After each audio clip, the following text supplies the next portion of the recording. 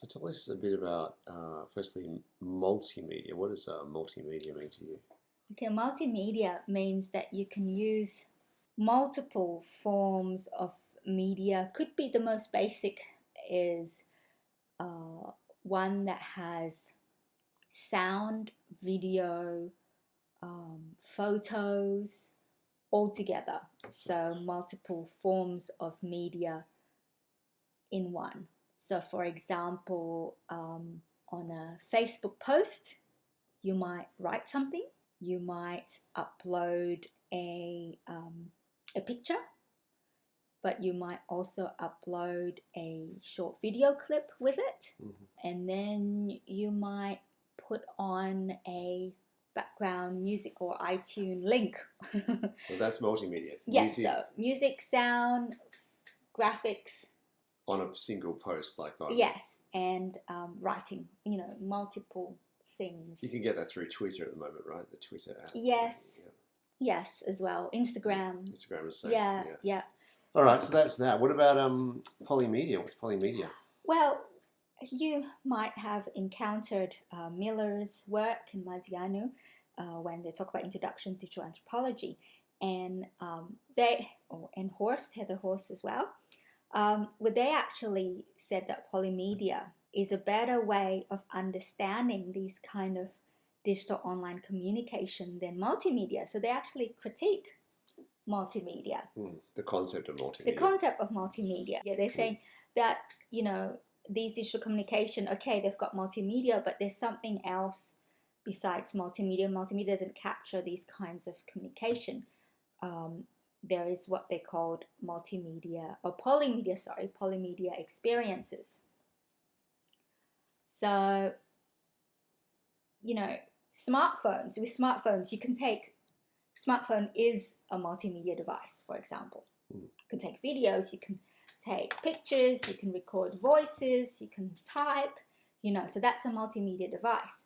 But there's something more to this communication between people who may be geographically separated in distance. So polymedia, they said, is the use of multiple platforms and the reasons why you're using it. So it's not just about the medium itself, but the reasons and the emotions attached to using certain platforms. For example, why are you using Twitter as well as Facebook, as well as Instagram, as well as Skyping? Or why do you choose Facebook over Instagram to chat to your high school friends, but to chat to another set of friends, maybe your work friends, use Instagram? Or what is the emotional connection with the platform itself, either Twitter, Facebook, or Instagram, when you're using it as a choice, or you use all three, so there's a polymedia experience. Right. And how does that relate to connection with the mother country? Is it like Facebook for friends back home, or does the research cover that distinction? For example, if I was a migrant in Canada, maybe I'd use Facebook to relate to my Australian friends, but use Twitter or Instagram with my Canadian friends, and use Zoom meetings for my Australian expat friends in Canada. Is that a sort of patterns, or are the patterns a bit different to that? No. Well, that's what is interesting, really, in the research on polymedia in both this special issue of different countries, as well as the ones that Miller and Horst and Madianu have done their research in. So, for example, with the Philippines and with Indonesians, they used to be one of the highest users of Facebook. So they have more of a connection with Facebook for their largest social network. For example, the Philippine diaspora around the world, or the Indonesian diaspora around the world, they'll use Facebook.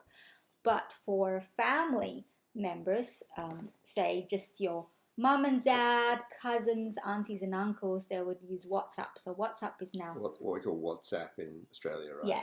So for example, this is a like a polymedia diagram that I did with a research participant, and how they map their polymedia, you can say ecology or polymedia kind of community, or run us through the terms. You got Instagram at the top left, right? Instagram. So, but what is really important, we first begin with Facebook. So Facebook is still very central to the experience of Indonesian women who I did my research in their community and their families in Australia. So for this research participant, her Facebook community includes a family and friendship groups. So certain groups, so you can, with Facebook, you can organize, who you post to. So you've got a list of specific groups that includes just your family and friends. And then she's got the work and acquaintance only group. So she separates the different groups. Mm-hmm. And then she's got just people who she may know through Facebook, because she may never have encountered them, not even as an acquaintance from work, but they are friends of friends who like the same hobbies as she does, or something like that. So beyond that circle of work and acquaintance. Now, these Facebook groups overlap with different platforms. So we'll start with the WhatsApp. So, or WhatsApp, sorry. I'm trying to say it the Indonesian way. In the WhatsApp, she's got 4 groups. So she's got those who are part of her Facebook family and friendship group, as well as a separate one between her siblings and her mother, a separate one between her siblings and her father because they're divorced, so they can't be in the same Facebook group of communication, separate one for her in-laws or her husband's family, and a separate one for high school friends. But all of these people are also on her Facebook and in a separate Facebook group. Yeah. And her close friends, who are 17 females just like her, have their own WhatsApp group. So then 1, 2, 3, 4, 5, right? So WhatsApp is much more groupy than Facebook, is that right? She has these the way she's worked groups it anyway. as well. Yeah. So they're part of a group on Facebook that also exists on WhatsApp. Yeah, gotcha. But why would she post some things on WhatsApp but not post it on Facebook? That is more public. For example, she would never post a picture of her child on Facebook in terms of the child's face, because she's aware that her 17 girlfriends, close friends, who are women who live in Australia, some of them have this value, which is actually more of an Australian mothers group value that they adopted, that you shouldn't put pictures of your children on something as public as a Facebook post that will go to work mates, acquaintances, family, as well as high school friends, as well as people she may have never even met in life. Because in that way, you may, 1, endanger your child, or 2, you are using your child for your own gratification to show that you are a good mother by posting your child. So you're using that child without the child's possible consent because they are a minor. Right. So that's the kind of mothering value that she then put, and that kind of emotional relationship, because it is so important, her 17 groups of 17 girlfriends. Yeah, she doesn't want to upset them by showing photos of her friends. Or that she doesn't adhere to their values. Okay. But she would post a picture of her daughter in the closed friendship group with the mothers only. Oh, I got you. Okay. So because it's safe, right? Oh, okay, our kids play together.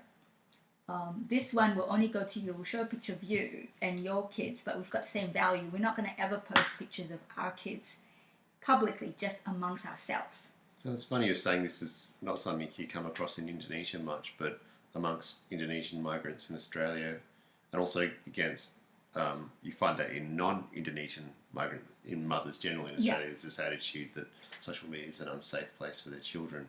Yeah, but she does talk about it, that she finds it very difficult because having to negotiate this value online, because her extended family in Indonesia and their acquaintance expects a picture of a child.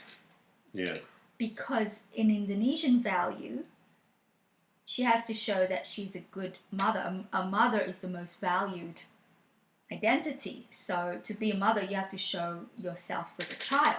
Right. In a family, in a harmonious family, nuclear family, there's, you know, a very kind of heteronormative version of family.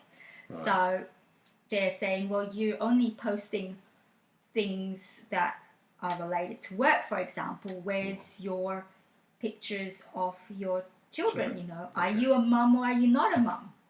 So there's that kind of negotiation of expectations related to the different kind of polymedia environments.